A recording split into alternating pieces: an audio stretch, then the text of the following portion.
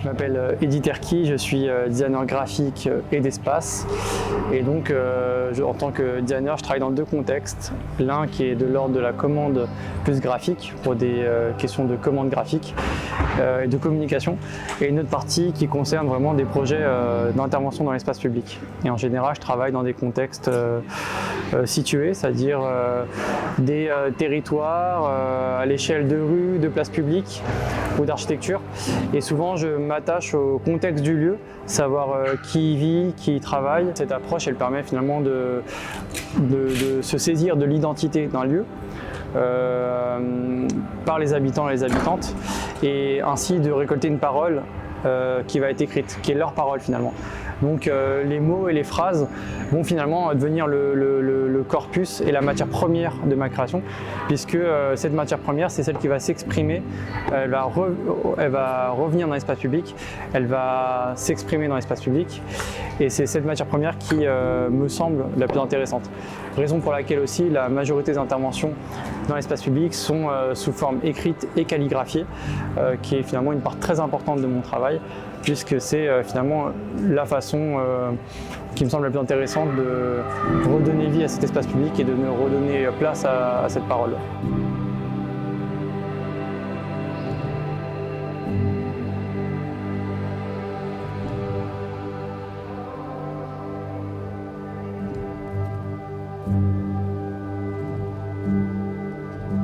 Ok, donc là on a du coup cet endroit où c'est un ensemble de mots, de pochoirs, de lettres qui vont être installés ici et du coup qui ont une certaine couleur, et les enfants les prennent pour recréer des mots dans ce quadrillage.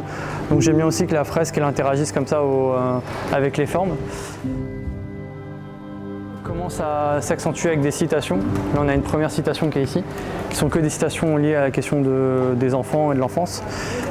Et donc en fait l'idée ça a aussi été d'imaginer des formes qui puissent être interprétées par les enfants. Donc en fait c'est pas des formes fermées, c'est vraiment des formes qui vont suggérer des jeux. Si vous mettez des ronds, ça les invite à sauter, à imaginer des jeux. Si là on a ces grandes lignes bleues et parfois vertes, ça les invite aussi à jouer avec ces lignes comme des lignes de course, parce que la rugolotte elle a un ensemble de jeux pour enfants qui vont pouvoir sortir et mettre à disposition pour jouer avec la fresque. Donc j'ai aussi cherché des endroits sur lesquels ils pouvaient interagir.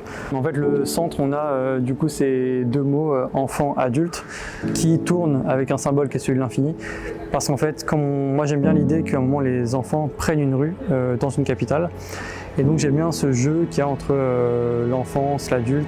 On accepte parce que les enfants, et puis en même temps c'est assez intéressant de voir des enfants qui prennent une rue, et ça questionne aussi les adultes. Du coup enfant, adulte, ça tourne avec un ensemble de citations qui parlent justement du rôle des enfants, notamment cette citation de Suzanne Sarandon qui est « Les enfants réinventent le monde pour vous », ou celle de Jacques Prévert qui est « Il y a des enfants qui jamais n'ont été des enfants ».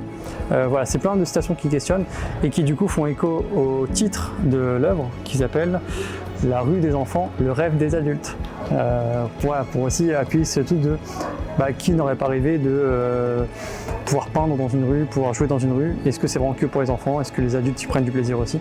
Ensuite là on reprend, du coup la rivière repart sur une nouvelle citation, et cette fois-ci on est passé d'un ensemble de lignes bleues qui évoquait celle de l'eau à un ensemble de lignes vertes qui ont évoqué celle de la forêt, de la colline. Ici on a aussi une citation « Écrire, c'est ne rien oublier de ce que le monde oublie ». Finalement, dans mon travail, j'utilise beaucoup les mots. En fait, les mots sont assez centrales dans mon travail. Donc j'ai tendance à y amener beaucoup de textes, c'est assez central. Ça permet d'appuyer des sujets, de réfléchir. Et du coup, j'aimais bien cette citation parce qu'elle appuie aussi l'importance de l'écriture. Là, vous pouvez voir les lettres qui commencent à être découpées par Nicolas, qui vont nous permettre de faire ce report au sol et de pouvoir y ajouter la couleur. Et là, on arrive sur un bloc de texte qui présente un ensemble de citations sur le même sujet. Et du coup, c'est que à cet endroit-là qu'on a autant de texte dans la fresque.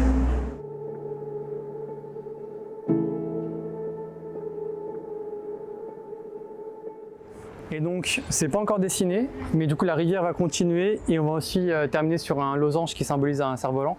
Et en fait, dans la façon dont j'ai imaginé cette fresque, je me suis tout de suite emparé aussi des questions de déambulation, de vie qu'il y a dans cette rue. On a énormément de gens qui passent ici, c'est assez passant. Beaucoup de gens qui empruntent ce trottoir-là. Donc pour moi, il était évident de faire une fresque qui déjà s'étire et accentue la question de la déambulation, se joue de la déambulation et prenne vraiment en considération et le contexte de la rue et son contexte de vie.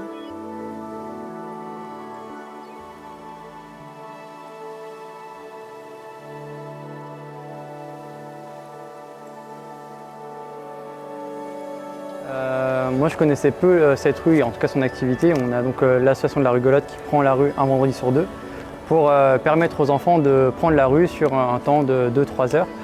Et j'étais assez séduit par l'idée qu'en plein Paris, on puisse laisser des enfants prendre une rue et qu'on puisse bloquer une rue pour des enfants.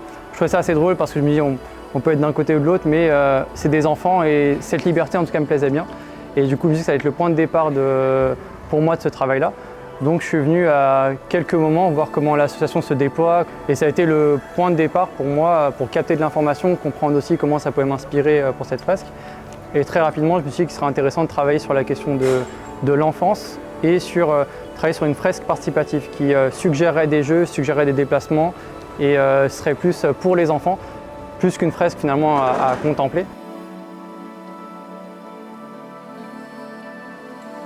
En France, on s'est dit qu'il fallait créer un événement tout spécifiquement dédié au graphisme au sein de Paris Design Week, en allant au-devant du public, donc en investissant l'espace public, de façon à ce que des designers graphiques puissent s'exprimer et puissent rendre visible leur travail au plus grand nombre. Nous, de notre côté, pour la ville de Paris, on est très investi dans le développement de la Paris Design Week et on avait très envie de donner une place plus importante au design graphique. Et Sylvia, qui travaille aussi sur ce sujet, a eu la même idée. Et on s'est réunis avec les équipes aussi de la Paris Design Week et on a eu cette envie de laisser une place au design graphique et dans les rues de Paris.